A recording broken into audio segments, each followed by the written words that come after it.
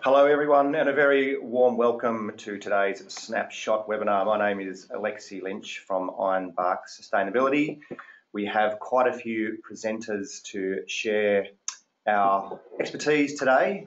Imogen Judd from BZE, Bernie Cotter from Ickley Oceania, Tracy Armstrong from the Climate Council City Power Partnership, Paul Brown, Rachel Armstead, Matt Sullivan and Hannah Snape are also on the line from Ironbark Sustainability. We won't all talk though. Before I get started and hand straight over to Tracy, I'm just going to cover up on some really quick housekeeping issues because for some people this might be your first webinar. First, note that only presenters can be heard through the presentation. You can ask questions whenever you like. Type them into your GoToWebinar question box. We'll try and answer them as we go along. If we don't have time throughout today, we will follow up with Q&A in the next few days so there are no unanswered questions. Please try and be as specific and clear as possible in your questions, and if you're pointing it to someone, please mention who you are asking. The webinar has also been recorded and will be available for distribution and viewing after today. I am now going to hand straight over to Tracy to introduce today. Thank you, Lex. So first of all, I wanted to welcome our councils who are part of the Cities Power Partnership to this webinar. And for those who aren't, I'll do a very, very brief rundown of who we are just so that you're not confused. So the Cities Power Partnership is an initiative, a local government initiative of the Climate Council. We currently work with 115 local government areas around the country on emissions reduction. So we are growing and it's wonderful, and so anybody who might be interested in taking part can let me know afterwards or just contact us through our website. So basically the City Power Partnership works in 4 different ways to encourage local government to act on emissions reduction. We do that via profiling local government in the media. We have a big media reach to tell the good news stories of all the wonderful things that you're doing. We connect you with other local governments working in the space to share projects, share knowledge. We have a knowledge hub, a forum, a webinar series of which this is a component, and basically encouraging everybody to do what they can as the level of government closest to the people. It falls on your shoulders and we're very aware of that. So we're here to help. It's a free program. And that's all I'm going to say on that because we have so much to get through today. Thank you very much. Tracy, Bernie Cotter from Ickley, welcome. Thanks, Lex. So I'll just talk a little bit about the Global Covenant of Mayors and the connection with Snapshot. So again, welcome if there's any Global Covenant of Mayors councils on the line. It's an international global program. You can see on the board there's about 10,000 member cities committed to making local contributions to meet the Paris targets, either with some help through their national governments or independently. Mayors and cities around the world have really got a voice now. Subnational government is really the place to be in terms of negotiating change and acting on change. So GCOM, or Global Covenant of Mayors, provides standards for measurement. And that's where Snapshot meets standards in emissions. But GCOM actually looks at adaptation and mitigation, looks at a performance approach where councils will try and develop a strategic approach to community action. And they'll do that by disclosing through reporting platforms. And that disclosure is then something that can be looked at year on year against others. It can look at providing comparisons. It can certainly look at different types of cities and where they might have some similarities. GCOM, I suppose, works on 3 levels simultaneously. One's about measurement and disclosure, one's about building partnerships, and the other one is about the role of advocacy, as I said before. So just through reporting for GCOM, then it's on community-based emissions, it's on risks and hazards, it's looking at the targets and then developing comprehensive action plans and hopefully implementing those. That's the money shot. Okay, ICLEI itself coordinates the international local government contributions through the UNFCCC process. So we manage the city networks and what their message might be there. And GCOM provides the international benchmark for cities and contributions, particularly in this area, in the area of climate.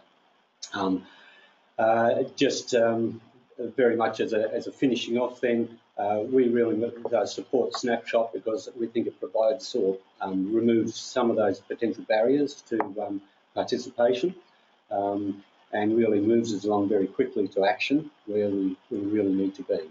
But you need this sort of information first, either for your own use, for your community's use, or for sharing nationally or internationally. Thanks, Bernie. And you don't have to copy down all those links because we will send the PowerPoints afterwards and any follow-up information. Over to Imogen from Beyond Zero Emissions. Oh, no. Sorry. Just make sure I'm not putting up all my bank account details there. And yep. Got it. Thanks. Yep. Yeah, that's my kids. You are not that young anymore. Let's try one more time. All right, so I'll just give a quick introduction to Beyond Zero Emissions. We're a volunteer-led climate change solutions think tank. We've been operating for about 10 years and compile research and community engagement and advocacy on all sectors of emissions in Australia. And we've laid out pathways to zero emissions in the energy sector, in land use, in transport, buildings, and also at the community level. So probably the first of those was the Repowering Port Augusta report, which really took what was possible in a small community facing a really serious energy transition and showing that they had a real economic advantage by embracing renewables, and a big community campaign formed after the release of that report. We've also reviewed all Australian local governments for their climate targets, climate policies, climate information, and we formed the Zero Carbon Communities program, which supports communities to engage to reduce emissions, to set targets and find the best course of action. So the Zero Carbon Communities, so Port Augusta was really kind of the first example of that, and then Zero Emissions Byron formed in 2015. And then in 2016 and 17, we produced the Zero Carbon Communities Guide and supported 3 communities in Victoria quite intensely to develop their community baseline profiles, to develop transition strategies, and to do lots of community engagement. We now have about 38 registered Zero Carbon Communities nationally. And this year, we've also produced the Northern Territory 10 gigawatt report, which showed how the whole of Northern Territory has an amazing capacity to become an exporter of renewable energy to Southeast Asia. And next week, we're launching a report for Collie in Western Australia, which is a coal mining town that provides most of the coal for Western Australia. So we're showing what alternatives are available for that town as well. We also have a program that works with investors to show how they can best support investment flowing through to communities for emissions reduction programs. And we've developed Snapshot in collaboration with Ironbark Sustainability and others. And this is a really great starting point for communities. So just to give a sense of how it got developed.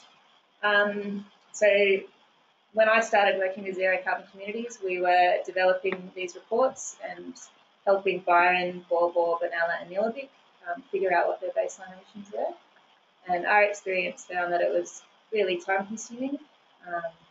It was confusing to understand if you were doing the process correctly. It was very technical. It often distracted people from what they were best at, which is generally community engagement and building up what projects are actually most viable in the communities. And for most communities to do it, it would be quite costly. So we were scratching our heads around this because it's a very useful product, but how on earth could we possibly make it accessible for more than 500 communities around Australia? So to help figure that out, I formed a volunteer group of people who had an interest in working out baselines.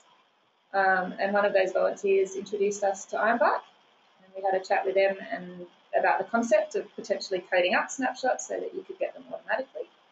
And they thought it was a possible idea, so we started chatting about it. And then we were really fortunate to get some funding, a small grant from the Lord Mayor's Charitable Fund, and then Sustainability Victoria also came on board with a bit of funding to help us get the ball rolling.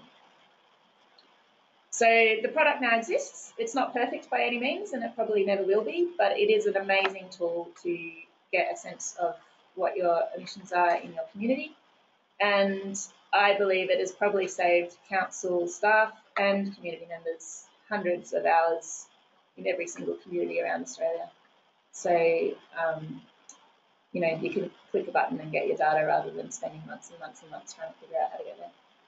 So the next phase we'll talk about a little bit more later on, but I might just go back to that, Lex, because there'll probably be questions around this stuff later. So our first intention is to update Snapshot so it's accessible for all councils around Australia.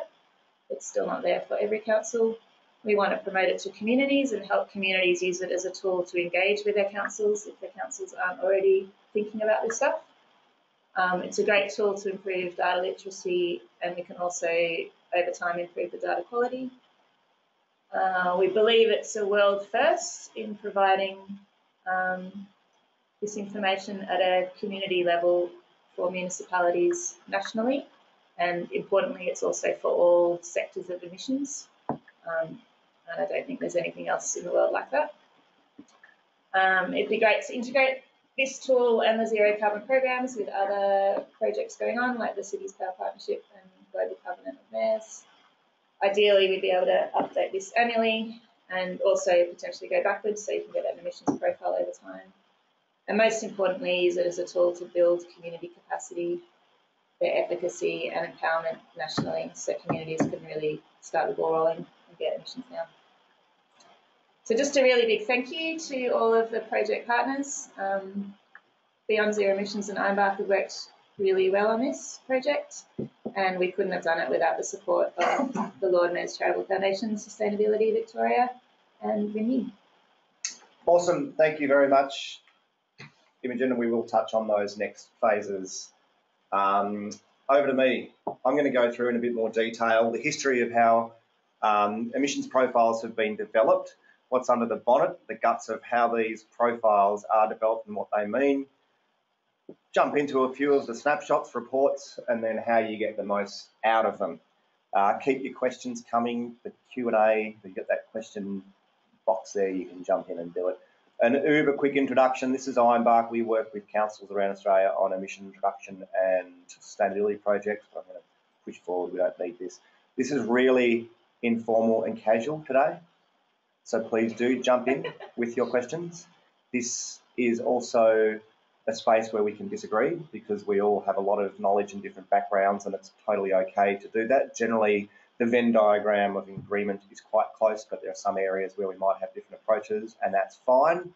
And just a reminder, it's being recorded. This is who is here. We had about 83 respondents, which was phenomenal. So thank you to all of you. We've got a nice cross-section of councils from around Australia, majority from Vic. The majority are local government. We do have a fair few from the broader community, which is not just residential community programs, but that also includes consultants and a couple of businesses. And we asked for your questions in advance, and here's what they were. If yours isn't up there, it's because you only responded in the last 24 hours, but I've grouped them according to the kind of things that people were after, and a lot was around data, a little bit around action, and then some other stuff. So apologies to those who wanted just to sort of focus on action, not going through the intricacies of the tool.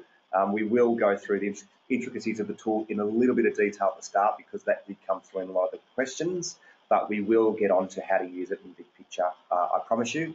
And if we get a lot of questions and follow-ups after this, we will hold a lot more. There's no dramas there. And those that want specific things like information about cruise ship pollution, we might have to hold that to another day. Okay, way back in 2006, the world mourned the loss of this guy, kind of celebrated the loss of this guy. This guy was our Prime Minister, and this guy was the President of the United States. Some things have changed and some have not. Also, we had a situation where 240 councils in Australia had community emissions profiles. 84% of the population. Your name is probably there. You had an emissions profile. It was all done through the city's Four Climate Protection Program, CCP, as opposed to CPP, the City Power Partnerships. Thanks for that confusion, Climate Council. Then, in 2008 or 9, funding was cut, and there was no more funding for those profiles. Ironically, when this guy became Prime Minister, he cut a lot of the ancillary programs because that carbon pollution reduction scheme was going to solve everything. So programs like Cities for Climate Protection were no more. In the ensuing 10 years, working with councils, as us around the table still do, things changed. Most councils did not and do not have a community inventory. The aforementioned survey that Imogen mentioned, we asked 120 odd councils around Australia and community groups, and the majority said, no, we no longer do have an idea about our community emissions. And this contrasts sharply to what happens in the corporate side of things, your own organisational council emissions. A lot easier, you have control over it, where most do have an understanding and a corporate inventory. Fast forward to 2015 and the Paris Climate Conference. The international program that Bernie mentioned at the start, the Global Covenant of Mayors, was previously called the Compact of Mayors, and it was a really great way to push forward international and local action. Port Phillip, Joondalup and Mornington Peninsula fast-tracked their compliance of this international program, and they required a community emissions profile. A few others, Melbourne, Sydney, Byron, working with a lot of other stakeholders, did the same, but suddenly community profiles were sort of back on the agenda. So the Global Covenant, BZE, as Imogen mentioned, did a lot of great work with community groups to develop community profiles. We had a major bit of work, C40 sponsored work with the City of Melbourne to develop a Greater Melbourne profile with 32 cities. The New South Wales Government, now called DPI, but when they were the OEH, supported 30-odd councils developing profiles. There's workshops and groups of councils working together. Sydney has a similar process working with Kinesis and C40. And what we've got is profiles everywhere and a lot more literacy within certain local government sectors on how these things work. There's webinars up there. SV, who co-funded Snapshot, have got a bunch of webinars explaining how community profiles work and what they are. And the C40 and the City of Melbourne sponsored project with ICLEI also incorporated a bunch of resources that are all there. And they're currently still online. If you jump onto one of the websites that we'll send afterwards, there's a lot of background info there. So today, there's over 100 odd councils, communities, that have emissions profiles that have been verified independently by international bodies. Which is interesting because when we asked you at the start of this webinar, have you ever developed an emissions profile at your council, the majority said no or not sure, but in actual fact you probably do have one or have had one in the past. Here's how you do it. There's this thing called the GPC protocol, horrifically named Global Protocol for Community Government and Technology. Basically, it's like an accounting standard. It tells you how to measure your emissions to the community. This is what sits beneath all of the development of Snapshot, all the work that BZE have done over the last 5 or 6 years with communities, Ironbark, with all of those councils and those international bodies. The beauty of this is it's a protocol or a standard where everyone's on the same page. It's like NGAs for businesses and councils for their corporate emissions. Everyone got together and said, we need a standard so we're not double counting across municipal boundaries. We want to make sure we've got some consistency. Quite straightforward, a basic emissions profile. You look at your stationary energy, your transport and your waste. And there's about 85 to 90% of your standard community emissions profile. There is also another component that looks at the extra industrial product use and processes and ag, forestry and land use. which covers about 15%. A little more challenging, so you always start with basic. If you want to download the GPC protocol, you can, and you'll see pretty horrible information like this that tells you exactly how to measure the different emissions from different areas.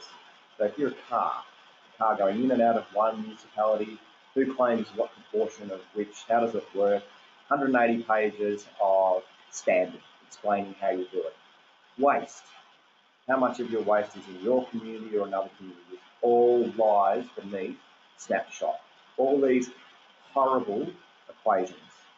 Some people out there who are data lovers, including a certain Matt Sullivan from Ironbark, will be upset that I said horrible, but I look at these and I freak out a little bit, because basically this is the stuff that underpins the protocol and underpins the development behind the snapshots. You can jump on and download that if you want, and you can become an expert and learn how to do it. You can do courses as well to understand more about how these profiles have been developed. That 180-page document is generally also very good for insomnia.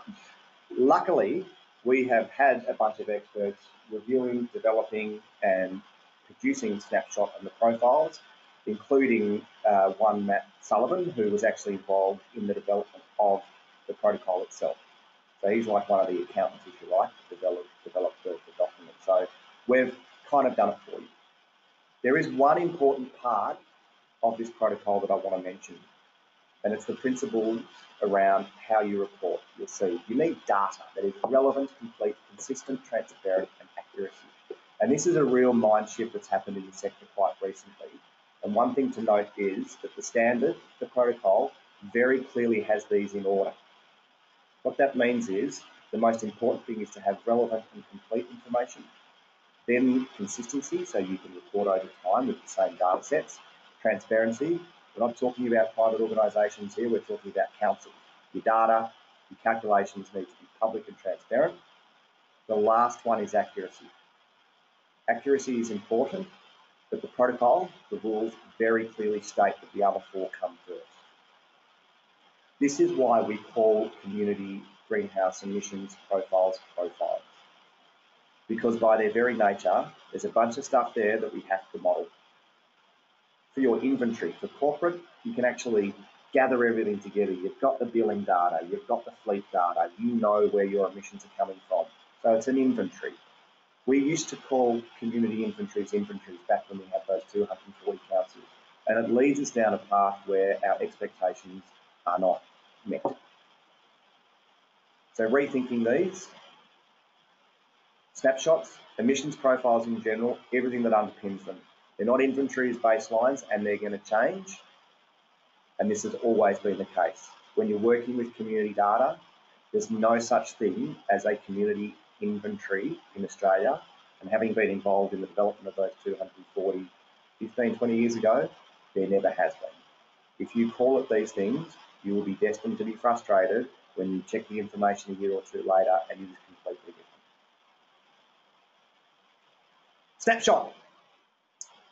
I'm going to assume that most people who have joined the webinar have clicked on the website, but the intention is to keep it really quite simple. So you jump on and you can explore certain information. There's a lot of extra info there if people want, and links.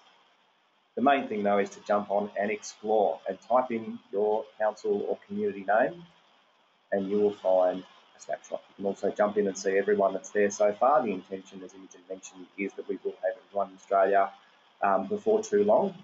You jump on, click on your council and voila, you can explore around. We have a bunch of frequently asked questions. If you have more, we will add to them as time goes on. There's a bunch of resources and detailed methodology. Everything is transparent. You can find out how we calculated all of the data.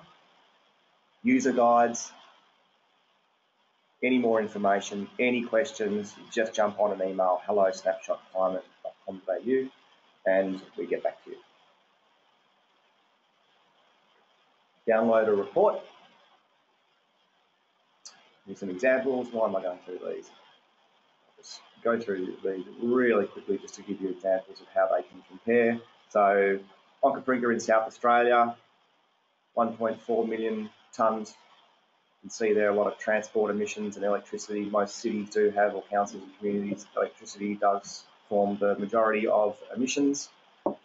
WA, Perth, Coburn, a lot of gas. You'll see there's no ag in most of these ones until you start moving into regional and rural profiles where suddenly agriculture, for example, will start forming a big part of the profile.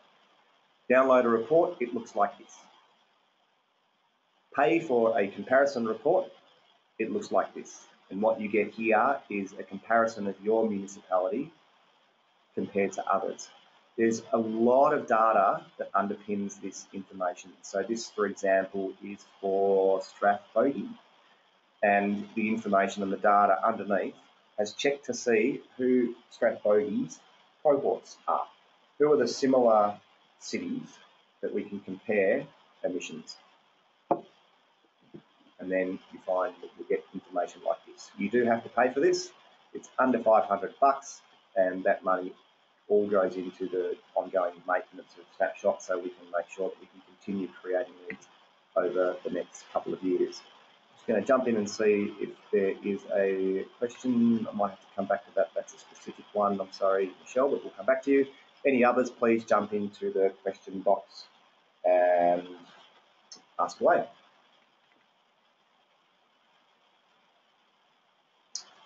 Okay, so how to use Snapshot. Having an emissions profile reduces emissions by exactly 0 tonnes. It is really just a starting point. It does nothing on its own. Apologies. Too late. I didn't actually swear. It's much more. So what is much more important is how you use it. And what we've done is we've got 4 or 5 ways that we have found that cities, councils, communities have started to use Snapshot, and we would recommend having a look and doing the same. The first thing is your target action areas. You get an understanding and an idea of where your emissions are. This is Brimbank. This is just picked out of nowhere, or the example is, but you'll see there, for example, that, let's have a look at this, guys, and feel free to jump in. Brimbank has 2.85% waste. If you're a community member in Brimbank, if you're working in the city of Brimbank and you're focusing 70 or 80% of your time in the community working on reducing waste emissions, it might be time to reassess and start looking at electricity and stationary energy, and particularly industrial emissions.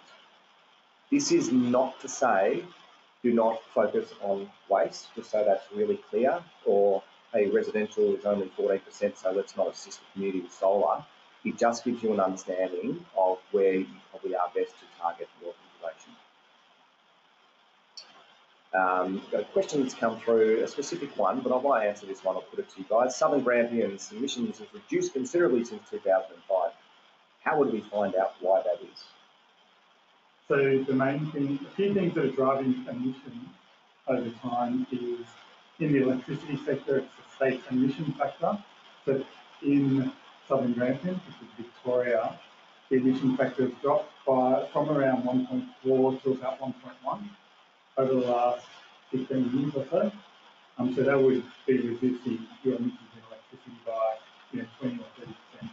So that's an immediate one. And then it could be all sorts of things to do with what sort of crops people are growing, what kind of animals they're running on the land,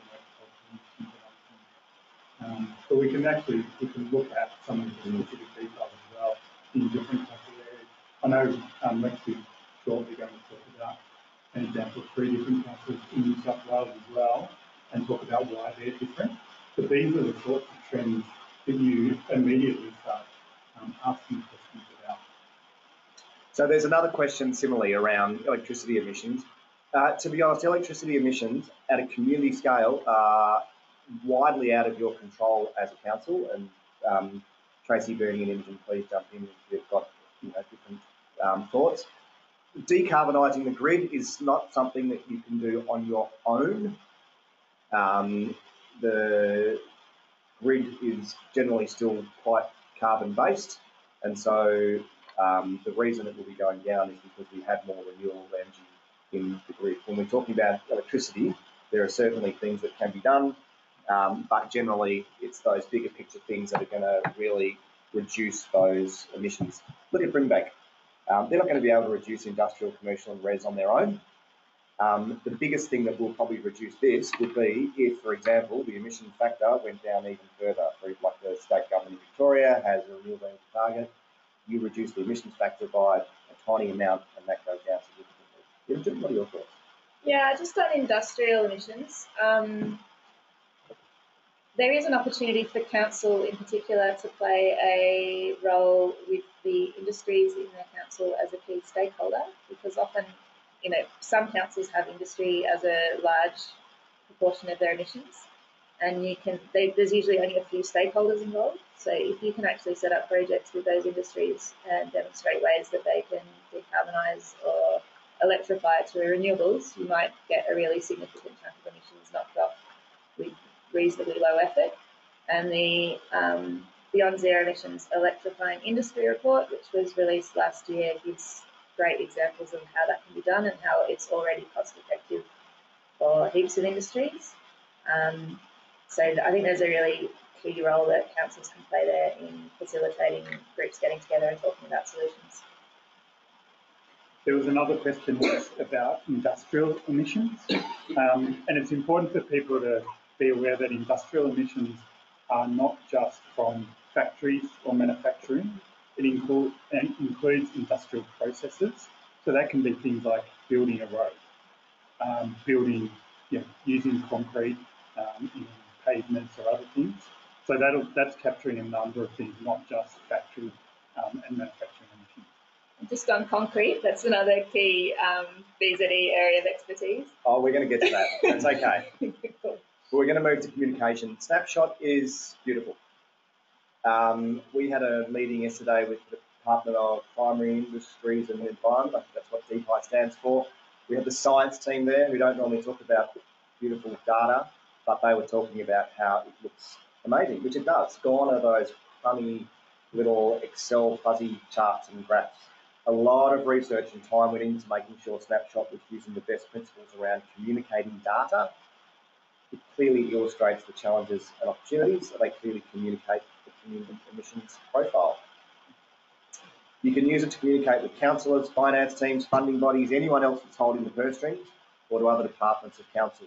Why budgets and resources should be allocated to certain areas and why you should be focusing your reduction on certain areas.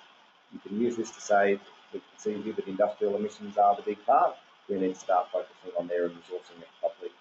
It's really good to have a solid start to discuss and justify your actions, both internally and externally with the wider community industry. It's a good way to start conversations or inform and educate and improve literacy. There's a lot of information out there on communicating climate and science. So just as an example, the data that underpins Snapshot is actually now being used through the Monash Climate Communications Research Hub. Anyone that gets leader newspapers will see that we're starting to get charts like this, and you'll see that weather presenters are now also using this sort of data to explain climate and climate action. I'd highly recommend people jump out there and have a look at some of the resources that are around. Yale Climate Communications, for example, and Waga's got an amazing communications climate change document. The Climate Council are probably better than this than anyone in Australia. Go and learn how to communicate. There's a lot out there. Snapshot provides the opportunity to collaborate. Map your stakeholders, talk to other people, find out who the larger emitting areas, organisations or sectors are. Is it the large industrial emitters, steel plants, oil refineries? Singling out the large emitters can also help normalise the emissions to demonstrate how well a council is doing.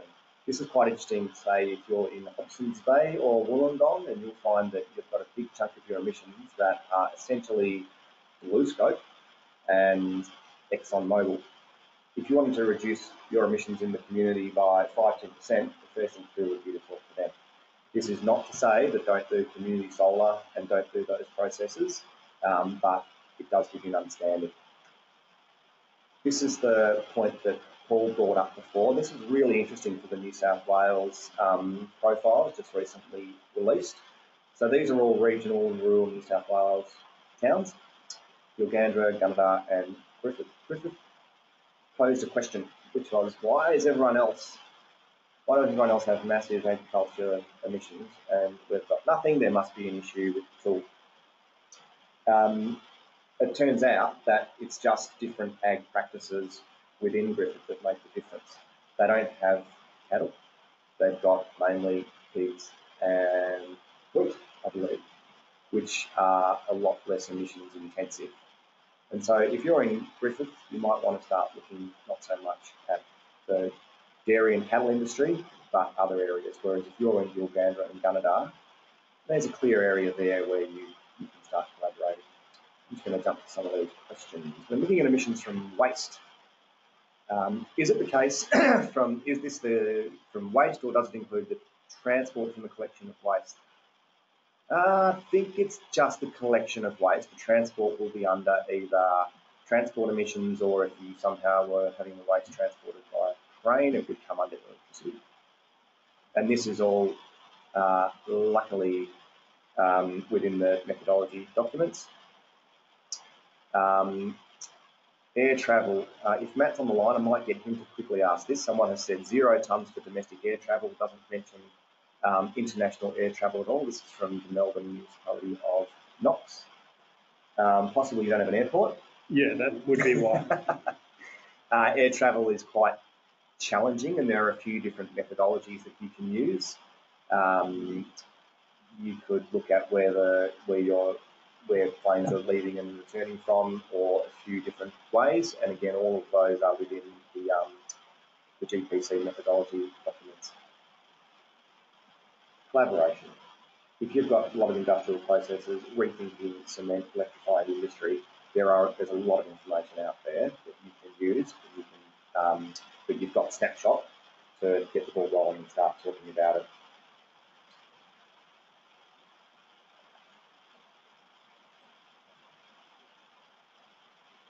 Snapshots explain the scale of the challenge. You, as a local government or as community groups, have certain control over some emissions, but generally for a council, your emissions are 1% of the broader community. Snapshot explains that there's a lot that we need to do. And if you are communicating these challenges and you want to look at reducing emissions as quick as possible, we are in the critical decade and we have 10 years to basically get to zero as soon as possible. It does help explain what's required within your patch. You can incorporate and join this with things like targets and carbon budgets. I know there's a bit of conjecture around there around having a carbon budget for a municipality, but along with Snapshot, I can give you an indication of what is required. It is challenging, but if we are in a climate crisis or high emergency, this is what we need to do, is that we need to reduce pretty damn quickly.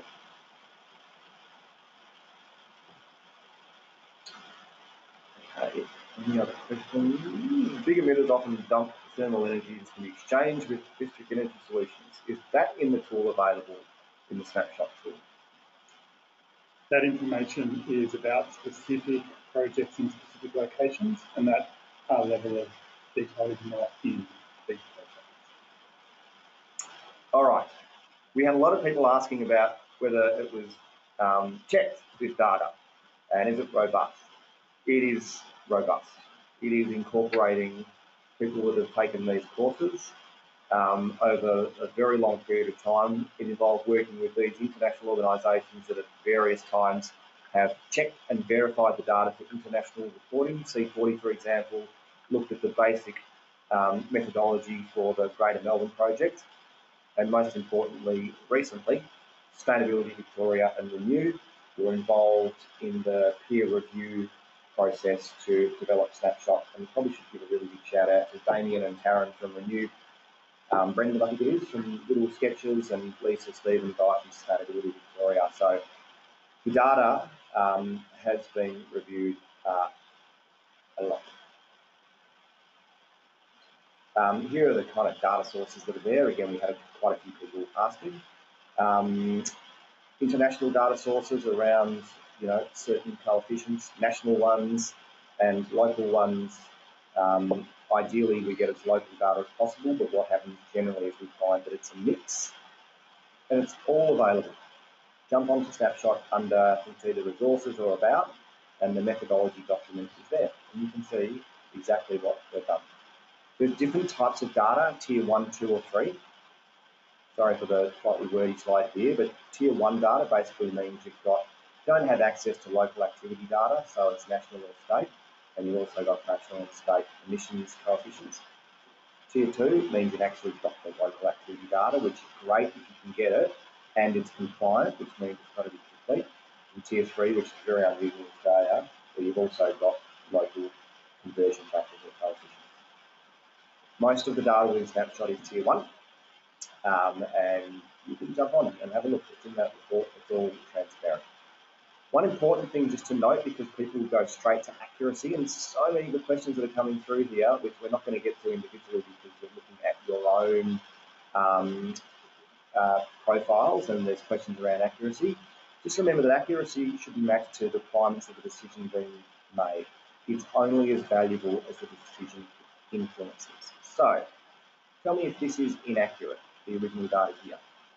Let's say you spend $250,000 on some state-of-the-art data capturing thing, maybe for transport, and you realise that your commercial stationary energy was not responsible for 18.26, but 18.37. Is that inaccurate? That's not going to change anything that you do. So the data accuracy should be as valuable as it is that it's going to actually influence your decision-making processes. There's a question here around Hepburnshire and their carbon inventory or their profile through the ZNet process. Is this an inventory or a profile? Do you want to have a go at that one, Imogen, first, or should I give my response? I think you know better than me. It's a profile.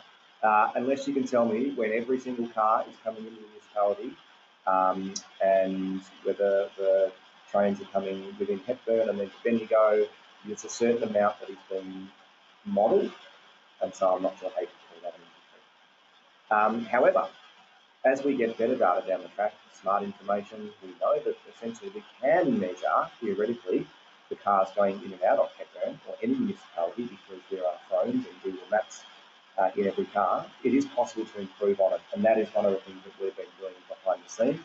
There's a lot of third-party organisations, Centre for New Technology, Emerging Technologies in Vic and Google, and the intention is to talk to them, but it takes time. Working with distribution businesses, a lot of councils and communities, and I would just caution people on trying to get postcode level data from the likes of these guys, because what we find over the course of 10 years is the data is bullshit a lot of the time. And often distribution businesses will quietly tell you things like, don't use the data before 2016, we had some issues.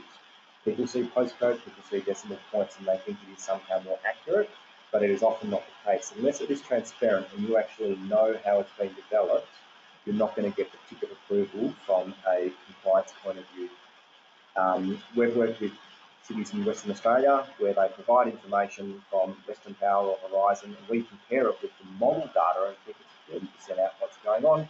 You go back and ask the distribution business, they get back to you a month later and tell you that it's all okay. You keep pushing and they finally tell you that they had actually removed 15 or 20 odd of the big emitters for privacy reasons. But you don't know that when you're getting the data.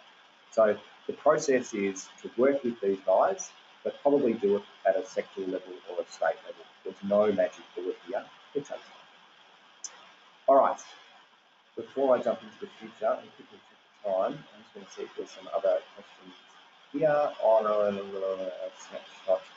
If you want to use this data to communicate directly with residents on how they can change their behaviour to reduce their emissions, Snapshot does not seem very helpful.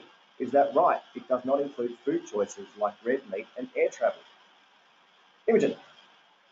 Yeah, it doesn't go down to that level of detail, but I think you can use it as a tool to communicate with your residents and say, this is our patch and these are the emissions that we're responsible for. What do you guys want to do about it? What are the things that will work as our community, and what do you want to put your time and energy into? And start using that to build relationships and build projects and build community capacity. So no, it doesn't tell you explicitly what to do, but it's a really great starting point to have those conversations. There are other processes which are picking up that information and running with it on certainly state-based levels in terms of what are the impact of food choices, you know, what happens when you recycle, when you don't recycle, and emissions.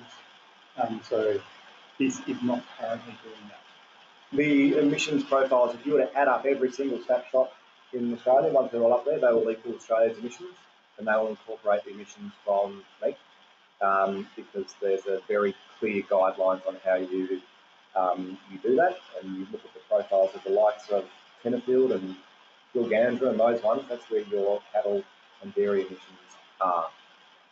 The other thing is that I think it does also help, and we've talked about this before in previous webinars, the way good old neoliberalism has us talking about these things as individuals, which is really important. But possibly one of the things that this shows you is that 22, 25 million Australians changing their behaviour is important, and we do need to do that to reduce emissions. Possibly though, talking to 6 or 7 state governments, 15 odd distribution businesses, and looking at where those larger emission sources are coming from, and that's when it becomes important to talk to people, organise, and get involved in the larger processes. For example, the best thing that you can do to reduce emissions is probably to close Liddell Power Station. I can't do that, the councils can't do it on their own, and so they need to collaborate and work within the larger structure. Any counterpoints for that, guys? Please jump in. Great. All right. Over the next months and years, we are definitely going to look at improvements to data, including more data sources. We would love to be able to have basic plus profiles for every council around Australia, so that does include ag, forestry, land use, and industrial processes. We want to incorporate action. So this is a starting point. We have profiles, and so councils, communities know where their emissions are from. If you know you've got a certain amount of transport emissions, and you are a local government, for example, local community group, what is your role to play in working with the community? Is it advocacy, education? Is it actually paying for things? Is it loans? Is it finance? Is it delivery? Ideally, we would love to go down the track of providing that sort of information and support, and that's one of the conversations that we're having. Collaboration, so working with other stakeholders, and we're very keen to get other organisations, levels of government and non-government organisations together.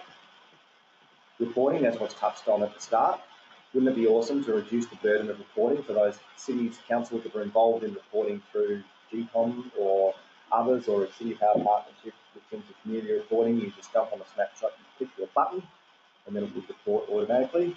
This is maybe a bit of a pipe dream. Maybe there are data people that can put APIs in there and it can be done quite quickly, but we would love to do that because it becomes easier to report. And finally, the incorporation of target setting for communities and broader municipalities. So, you know, how do you get to zero as soon as possible? Imogen, do you want to jump onto you've got some other thoughts there around the next phases and just bring them up, because there's a few extra ones there that we haven't covered. Yeah, I guess so. For councils who are already engaged in this, I think this tool is a really great starting point to engage your community. And for communities whose council aren't engaged, it's a great tool for them to start passing in the council as well. I think probably one of the next steps is for you to bring your community together and start having conversations around, you know, these are our emissions profiles, what do we want to do about it? What sectors are most important to us? Where do we think we have the most influence and leverage to actually change things? What are the behaviour programs or you know, programs of interest to your community and your council, and start mapping those out in line with targets and other projects that you can do. So the real outcome for me will be if this actually builds efficacy and capacity in communities to drive change. Question we had from Stephen regarding the City of Melbourne, who have got different snapshot data to what's in their previous reports. If you're from a community group or a council and you've got your own data and you want to include it instead of the data that's on Snapshot, email it through. It's quite easy we've got override functions, and so if you've got better data more up-to-date data, it is no problem at all to incorporate it in there.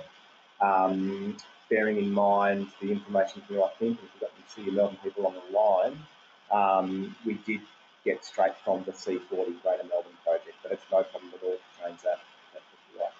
There's a question around the wording, and there's information on every snapshot about what type of council you are, small, large, regional, other.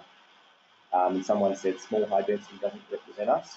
These are correct compared to the national averages, but they might not be how you view yourself. So suburban metro council might feel low density in comparison to the city, but all that data comes from automatically the national database. How is consumption represented? I'm not sure what that means. A question on the methodology around agriculture. Ag's really challenging, but it's determined through ABARES, so that's the Australian Bureau of Agriculture and Resource Economics, I think, something like that. So they're agricultural commodities data, and then it's allocated to certain highly technical standards, SA2, ASGS, that only the data nerds out there know, and overlaid by area to local government boundaries. Other questions that have come through. Someone wanted to know about gaining access to public land to plant trees and build ecosystems. So land use, which comes under that AFOUL, ag, forestry, land use and other areas. Is there a way that we can incorporate land use and public land planting to build ecosystems? So land use is already incorporated. So some council areas, if you separate out agriculture and land use, often what you'll see is that land use is actually a negative on the emissions because trees are growing and land use is changing. Depending on where you are, obviously if there's a low land clearing, then that becomes an emission source. So we've grouped in the graphs agriculture and land use together so that it works in the circle. But in a lot of areas, we've separated those out so you can actually see what the changes in afforestation does. In reality, at this level, at community profile level, there needs to be reasonably substantive changes to land use to show up on the community profile. So we're not talking about, 1,000 trees. If you put in 1 million trees and there's significant change in the land use, then that substantially impacts on the community profile. It's a great question from Jenny here from South Australia, from Onka. At the moment, the comparison report would be from the pool of existing councils in Snapshot. How many is that again? And would there be enough councils to provide an adequate comparison for a peri-urban council? It's not all 500 councils yet, so I think there's probably about 250 there at the moment. The point of comparing to other councils, so what we've got there and what we showed in that example was cohorts. So it's looking at the characteristics that strongly influence emissions and the capacity to implement change, such as population, employment, socioeconomic factors, relative proportions of certain activity. And I think one of the important things there is traditionally councils have looked at sort of comparisons as a sort of a challenge or a competition, which isn't necessarily very helpful. So if you're comparing to other councils and local government bodies, the old school was, let's be competitive, let's rank who's number one, identify whether you're successful or otherwise, when a lot of it is out of your hands when it comes to strictly a data point of view, if you're lucky enough to have an airport, for example. What is much better is that you use that information to better understand your council and see who your real peers are. So if you're a peri-urban council, don't go and compare yourself with capital cities or small rural. And what that does is it looks at those that are more relevant, connect you then with organisations that are taking actions that are relevant to you. Ideally, Jenny, we will get, we certainly will get all of our councils around Australia in there. LGAQ, how is Snapshot being communicated to local government associations? Tim, good question. We've spoken to other states, and as we get out and launch Snapshot, we're getting some great feedback from them, and we're in initial discussions. The council can get their own profile, pay a consultant a lot of money, which is one of the reasons why we've sort of got together to develop this.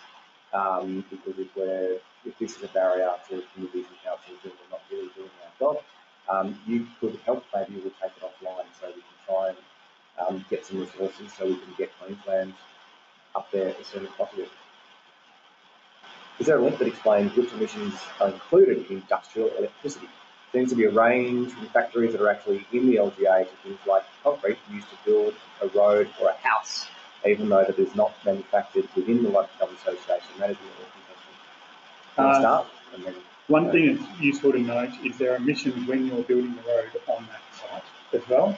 But you're right, where there's a cement manufacturing location, that'll be where the emissions are within the profiles. But when you're building a road, there's emissions from the vehicles, there are emissions from the bitumen that's being laid down, and all of those will be counted within your emissions. There is detail on Snapshot of where the emissions come from, all those calculations, which breaks it down by the different areas, including industrial. Awesome. Our council receives waste from surrounding councils. Are the waste emissions based on a per population factor or actual burial data? Burial data. Yeah, good question. Do you want to jump to that one? I don't know. So there are various ways that you can, the methodology within the GPC explains the various ways that you can treat emissions from waste. At the moment, we're generally using the scaling factors, and so it looks more at per population, but it's challenging because, for example, if you're in different cities and different states have got different ways that they process waste, and obviously, we know that in New South Wales, for example, there were cities that were trucking their waste up to Queensland. So is that fair that, the Queensland council take all the waste? So what we've ended up using is more of a scaling around population, but it's not just population. Amber, there's a bunch of other factors that are incorporated in there. But if you don't have a waste facility within your municipality, you will still have waste emissions. Multinationals need to report primary energy use and give insights on energy efficiency. Is that included in the snapshot? No, I don't think so. Well, it is including electricity and gas consumption from businesses within a particular municipality. Cool. Thank you. But I guess there's nothing on the energy efficiency of projects or actions or things like that. It's just everything that is happening is incorporated within the local profile. All right, we've got no time left. It's 12 o'clock. So we're going to have to wrap it up. They were fantastic questions, so thank you everyone for putting them up there, and feel free to keep them coming or email hello@snapshot in the email address that was provided at the end, and I'm sure there'll be a follow-up email. Special thanks to Imogen Jubb, Paul Brown, Tracy Armstrong, Bernie Potter, and the other Ironbark crew on the line. Also to Lord Mayor's Charitable Foundation, State of Victoria, and probably should also mention to the New South Wales Council, the Department of Primary Industries and Environment, have also helped fund a lot of New South Wales councils too.